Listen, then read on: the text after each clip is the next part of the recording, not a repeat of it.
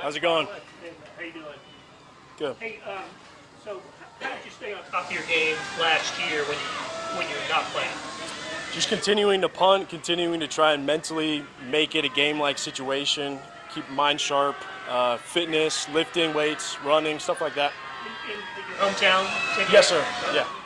Did you anticipate that you'd have another opportunity at some point in the NFL? There were times that I didn't, and there were times that I did. It honestly kept going back and forth in my mind. But yeah, there was a lot of moments where I thought it was over, so I'm incredibly grateful to be here. Did you, as everything's going on, is football still on your mind much, or do you just have so much else to concentrate that you're not thinking No, about for it? sure. I mean, I love football. I love being out here, so it was on my mind a lot. It was tough to watch Sundays, for sure. Really tough. When you were available, obviously you ended up in Kansas City. What was attractive about Kansas City that made you pick here? I mean, where else would you want to be? Honestly, that's what it comes down to. There's no other place I'd rather be.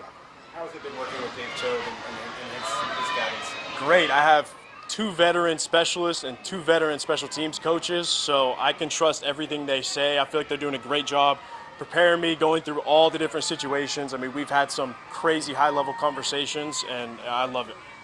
Feel any pressure? You mentioned going, it's great to be here, but the high expectations on the students, did that add any pressure to you? There's always pressure. This is the NFL. Everyone's expected to play at a certain level, but I love it. I think that's the best part of it. On the holes, you get a lot of conversation. Like, do you have a plan? Does Harrison have a certain way he likes things? Yeah, he does. He makes certain adjustments, and we've gone through everything, and we rep it out a lot. It's honestly just reps. We've got a ton of practice at it back in OTAs here, so feeling real confident about that. Did you hold in college? I didn't. I kicked in college, so can't hold for yourself. Right.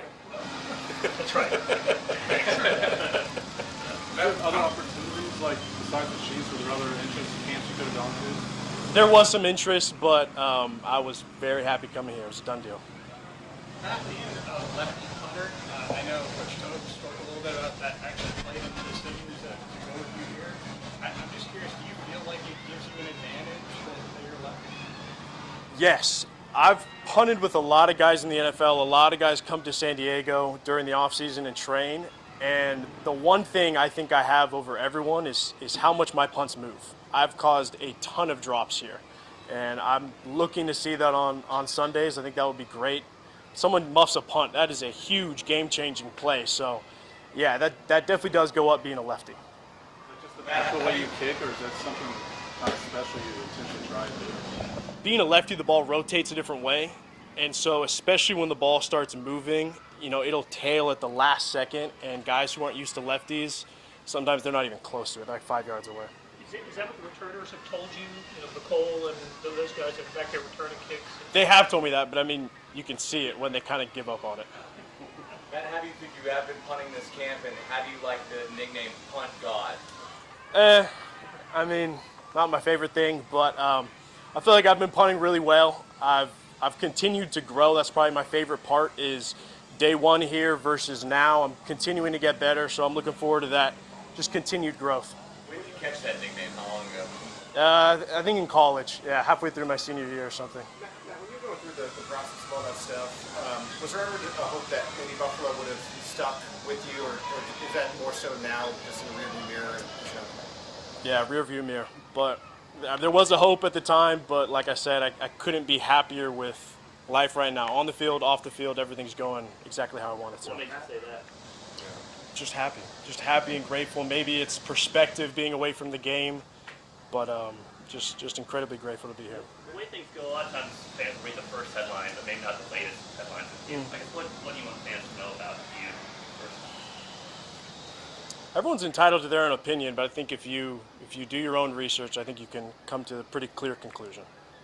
Matt, sorry, one more about punting. NFL punters have gotten really good at just about everything, getting it inside the 10. And like, how many different, for lack of a term, clubs do you have in your bag? How many different punts are there? Like, whether you got a coffin corner one or different, how many different little styles do you have that you can go to depending upon what you need? You're right. I think people do not talk about that often. This is so clearly the golden generation of punting. I mean, punting has evolved so much. You compare all of us to 20 years ago, it's night and day. To me, I think my strength is power and consistency.